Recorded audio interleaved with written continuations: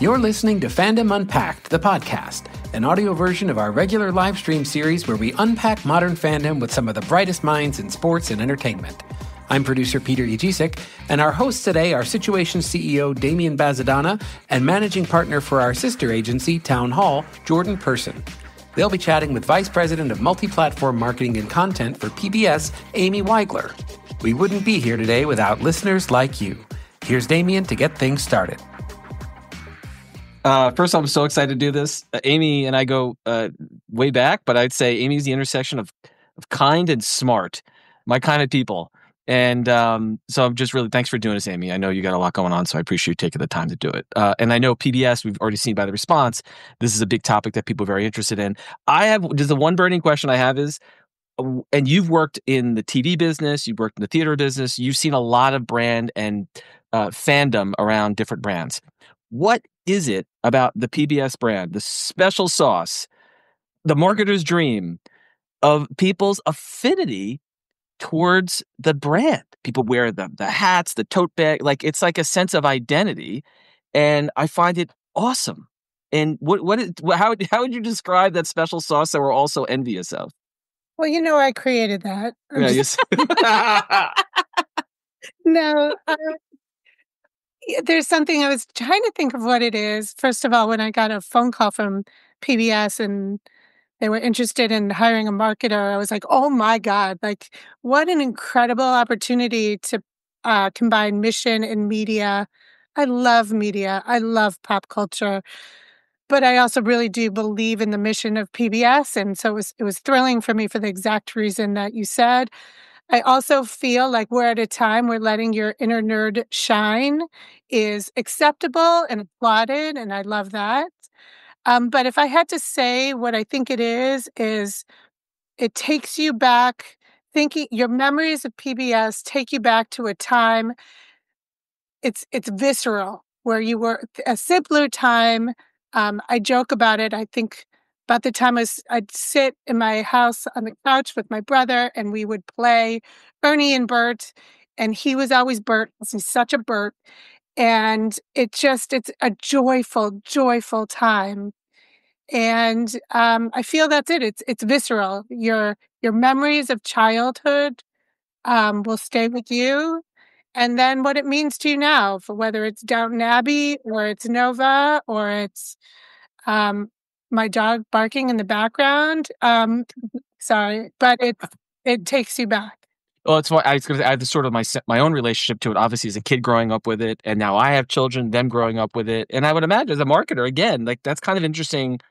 It's got to be both exciting and challenging, right? At the same time, how do you kind of connect the legacy of people connecting with it and bringing new audiences in over time? And I just have never seen a brand as good as PBS is doing it. So it's just, it explains why there's such a deep connection to it.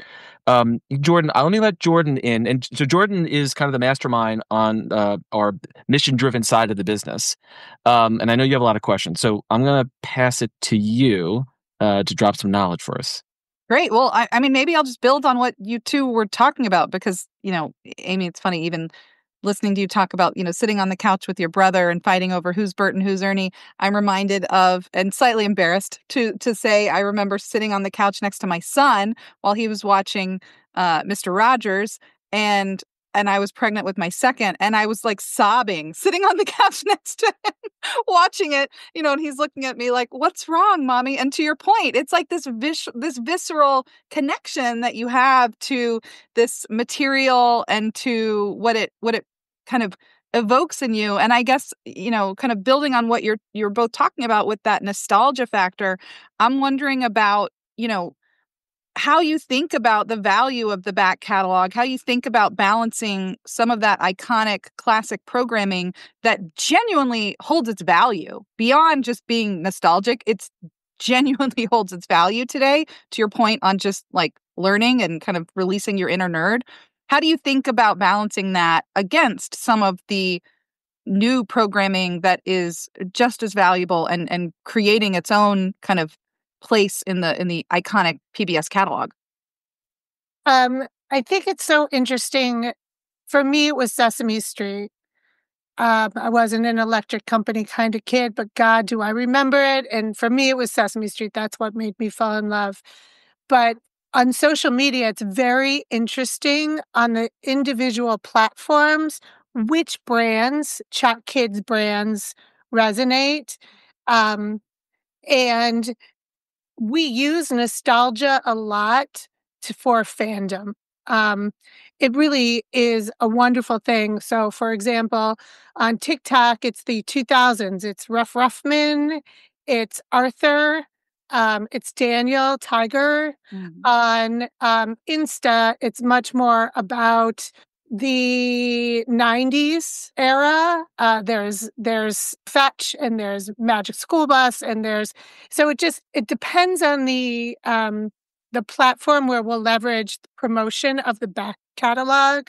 Our goal with the back catalog is truly that. Use it to make you remember how much you loved this brand and then make you check us out where we are today. Because I don't know if you have a child and you've seen Carl the Collector, it handles itself as well as anything else.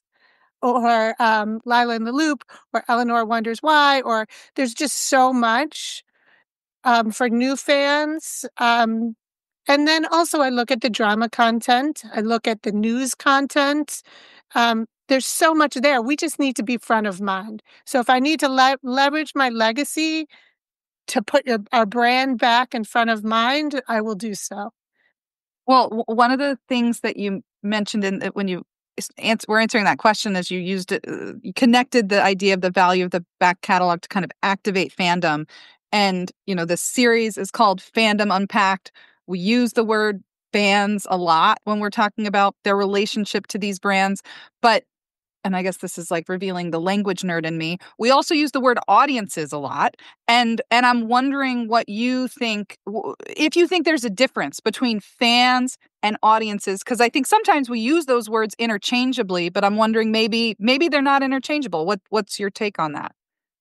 I have been obsessed with fandoms my whole career. I talk about it. The first musical I worked on was Footloose, the musical. And we had an audience. It wasn't sizable at first, but we also had fans. And we found a fandom in teenage girls. This was the late 90s, the heyday of the boy band era.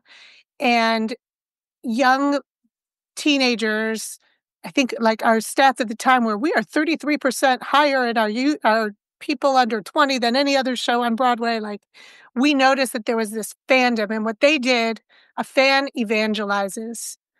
They don't just want what they want for themselves. They want what they want for the world. They want to share this love. There's community in fandom. I don't know if there's community in audience. There's community and evangelism fandom. And then I saw it with Drag Race, with RuPaul's Drag Race, which I worked on for 14 years. And God, what an extraordinary thing to watch communities gather to celebrate this art that was created. And it started with once more, with a very small subset of the audience. And then it expanded. The super fans of the project brought in those who were like-minded, and it became a phenomenon.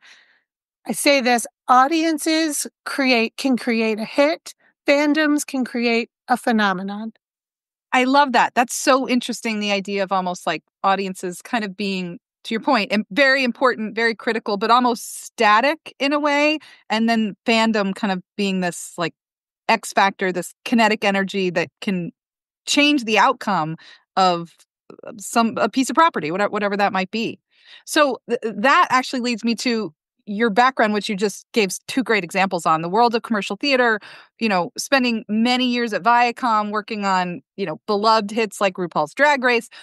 Do you think there's a difference between being a fan of a commercial property versus being a fan of a non-commercial property? I mean, PBS is a nonprofit, PBS is an institution. How do you see a difference there at all? I talk about this, and I don't know if this makes sense, if this tracks. So, you can say that's crazy. But NBC, CBS, ABC have been around longer than we have, but nobody wears a T-shirt that says ABC. Um, there's not a fandom there. I think when you don't have the budget and commercial, although I've worked for some brands that have had some budgets, I've never known anyone who said, "Oh, we have just the right amount of money to build something." When you don't have a budget that others do, God, it helps to have a fandom. So I would say we need it more. I don't have, NBC now has such an incredible universe of properties where they can cross promote. Um, Disney has a phenomenal fandom, and they also have a universe of properties that they can cross promote, and they have budget. I don't. So I rely a lot harder on my fans for my word of mouth. Well, that's really interesting because it almost to go back to even the kind of point of view you shared on audiences versus fans, it makes me think, from a marketing and advertising perspective, you can buy audiences, but you can't buy fans. And kind of like to your point, what is that, the importance of that when you have to do more with less? And that's a phrase actually you've brought to me and my team over the years is do less better, which I love. I find myself saying that all the time. And it forces that kind of ruthless efficiency with your resources when you think about it through that lens. Unscripted town hall plug. You guys have been very, very helpful with do more with less. When we came to you, we knew we had a social media following. We are watching what is working and what is not, but we did not know how to quantify. So it was hard to say, do less better. Do what? Like what? If you're doing, what is it? The old saying is, I know 50% of my marketing is working. I just don't know which 50%. And you have been very, very helpful in providing a laser focus for what we're doing that's working. So do more of that becomes an easier question, and I appreciate it. Oh, thank you. That's very generous. And not to turn this into a love fest, but what I'll say, what I think what helps facilitate some of that work is the kind of growth mindset that I see you model to your team, but your team also has, of this openness to kind of say anything's on the table. Let's not come in with fixed assumptions or with a sense of certainty about what might be working or what might be right, but rather let's kind of explore this together. And I think that's the fun part of what marketing and advertising is today, is so much of that kind of team discovery, collaboration that can lead to some of those insights. Peter, I know that there's been some questions that have come through. Do you want to? Absolutely. Yeah. We've gotten some just general love question comments of just loving this conversation. But here's a question that came in when we were talking about the legacy. It occurred to me that for most of the people in the audience today, PBS has always existed and likely formed many of their earliest memories, as Damien alluded to. What are the strengths of that evergreen feeling and maybe some of the challenges of an institution that's been around for so long? The challenges are real, in that I want people to love us for who we are now. I want to lean into their love that they had for us in the past to remind them to check us out now. But the biggest issue with a legacy brand is you will always love it for what it was, and what it is will never be what it was, which is why I encourage people to check out something like Carl the Collector, or we have All Creatures Great and Small, which I just think is escapist joy, or like that. If you ever were a fan of like absolute serious hard-hitting news, Frontline does investigative journalism like nobody else. And if you're tired of algorithmic hatred driving your news feed, NewsHour is a pretty safe bet for very, very truthful media. Like, we have so much. The blessing and the curse of a legacy brand is, don't just love us for who we were. Try us now and tell us what you love about us now. It's all available on the PBS app. Well, I feel like along those lines, I mean, to your point, I have a daughter who believes she is Daniel Tiger. My son is obsessed with Wild Kratts. We all get sucked in to watching Antiques Roadshow. All Creatures Great and Small, I can't plug enough. I feel like when I watch it, someone's giving me a warm hug, and who doesn't need more hugs these days?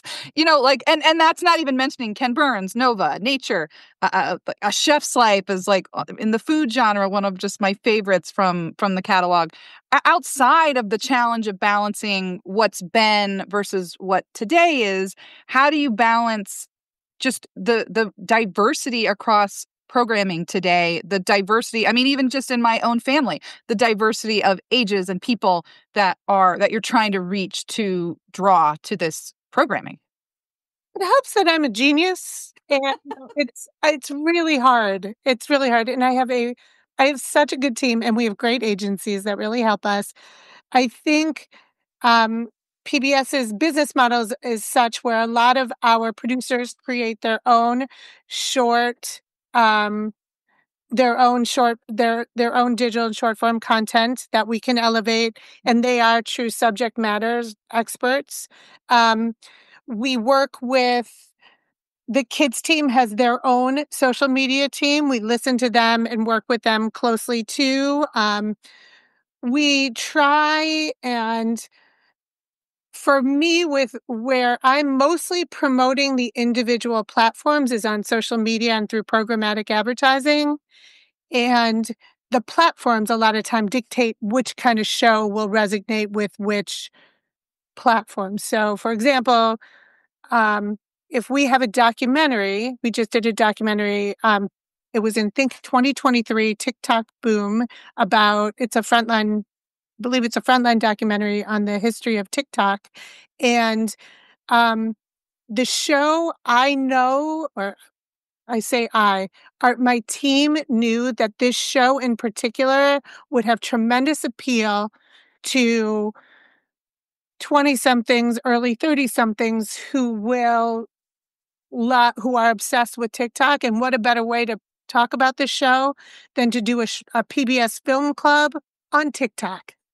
And I think at last check, it had over 1 million views, and it's an incredible opportunity to customize my promotion of a show for the platform that will resonate with the audience. And we try and do that across the board. Fandom Unpacked is brought to you by Situation, an award-winning marketing agency built for live entertainment that champions the power of unforgettable shared experiences around the world. We offer full marketing and creative services for experience-based brands in live entertainment, attractions, theater, sports, arts and culture, and more.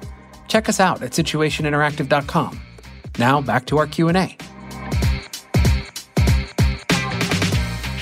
You've been on the PBS team now almost 5 years. Over those 5 years, what's been your proudest moment since joining the team? I was so blessed that I got to accept the Webby Award for Media Company of the Year on behalf of the extraordinary work that the team has done. I felt so blessed that I got to stand on that stage. And by the way, afterwards, Kara Swisher said she really liked my 5-word speech, which was, "Thanks to viewers like you." And I'm obsessed with Kara, and that was the highlight of my year. But the fact that the Webbies recognized that PBS is doing digital media in a fresh way, and like my other 5-year word speak would have been, take that, Netflix, YouTube, Hulu, but I don't think that was very kind or PBS-y, so I didn't say that. But it was a wonderful honor to see that, and I really do feel slightly funky about it because I was sitting at a table of humans who did most of the work, and I got to go on stage, and Kara got to tell me that she liked my speech, and that was a little awkward, but God, am I lucky. It was the true highlight of my career. That must have been so validating for the whole team.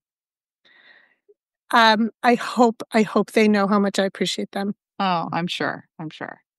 Well, I know we're coming up on time, and Peter, I know there's some questions that. Yeah, we have a couple more questions that we'd love to get in. And just one editorial note, as someone who cut the cord a couple of years ago, the PBS app is fantastic. It compared to it works, which is some of them just don't. But being able to go in there and kind of browse through the back catalog, it's phenomenal. My husband and I do it all the time.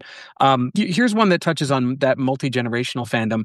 I fell in love with PBS when Mr. Rogers was in his prime, and my nephew has also fallen in love with PBS through Daniel Tiger, a program from the Mr. Rogers neighborhood of make-believe. Is there anything you do specifically to foster that multi-generational fandom? For me, that's what Always On is. We want to keep PBS in front of as many generations as we can through a wide variety of programmatic tactics to keep us front of mind so that you're reminded of why you love this, and then you can share it with someone you love. I know that sounds so trite, but it really is. I think it's not like I have a budget that I set aside for multi-generational. I wish I did. It's much more about just trying as much as I can to put our content in front of people who matter. And then we also have some learning media, which is the educational arm of PBS. I feel that helps a lot too. So there's that puts our content in front of students, so that makes them want to go home and talk about what they just saw. But at the end of the day, what I just try and do is remind people that we're here. Well, it's also interesting, just the idea of trust, and I think how that plays multi-generationally. I as a parent, I try to let go of guilt that I have about things. Sometimes I do have guilt. Are my kids spending too much time on their screens? What are they watching? Do I really know what they're watching? And I have to say, there are times when I'm, yelling at my son, like, what are you watching? What is that? And I'm like, what app is it on? And he's like, PBS Kids. I'm like, great. Okay, good. And I think that's so interesting that truly I have just this strong sense of trust that, like, I don't even know what that is, but whatever it is, I trust that I'm good with you watching it. And that's when I kind of nerd out on the idea of, like, what is people's relationship to some of these institutions, and to see that how trust plays so heavily with PBS and how you all have maintained that is so impressive. I don't know if there's anything, Amy, that you all do really intentionally to try to nurture and maintain that trust. 22 years, the most trusted institution. Like, I think the courts are numbered behind us on this, which is shocking to me. We are unstinting in our commitment to our standards and practices. At times, it drives me crazy. When I first started, I did a lot of partnership marketing. That was the last 5 years of Viacom was really focused on partnership and sponsorship marketing. And I look at some of the brands that we've built through other people's money. Like, I look at Absolute, and the first 5 years of Drag Race, there were 160 events planned and paid for by Absolute to elevate this show. I don't do any of that at PBS because we are a non-commercial entity, and our standards and practices are as buttoned up as I know how to be, and as they know how to be. And whenever there is a possibility of quid pro quo, we step back, which I think builds a ton of trust with a parent. We are never trying to sell you something. I live for Kelly Clarkson, like, to a crazy lunatic standpoint. I would trust her to tell me to buy something, and sometimes she does. And she has a line at, I think it's Wayfair. We don't do that. We really try to do right by our consumers by keeping us as non-commercial as possible. So this last audience question that I think will be a good place to wrap. People want to know how they can help you in your cause. So I'm a proud member of my local PBS station in New York, and PBS programming is very important to me and my family. What can I do to be a more vocal fan and ensure the future of PBS, both in New York City and nationally? Tell us your PBS story. Tell us why you're a viewer like me. Like, You tell us your viewer like me story. Share it on social media. If you're not that person, I have a hard time doing that. Then that honestly, right now, the more you can do to evangelize the app, get people to watch PBS, get people to, a lot of people don't even know we have an app and that's a place you can stream programming. Follow us on social media. What I want to show right now is that there are viewers like you all over the country for whom this is a lifeblood. And if you've got a story to tell and you're not comfortable telling it, follow us, listen to others, like and comment. That's going to do it for this episode of Fandom Unpacked, the podcast. If you liked what you heard, please be sure to leave us a review on Apple Podcasts. Find out how to join us live for an upcoming recording at situationlive.com/fan. We'll see you next time, true believers.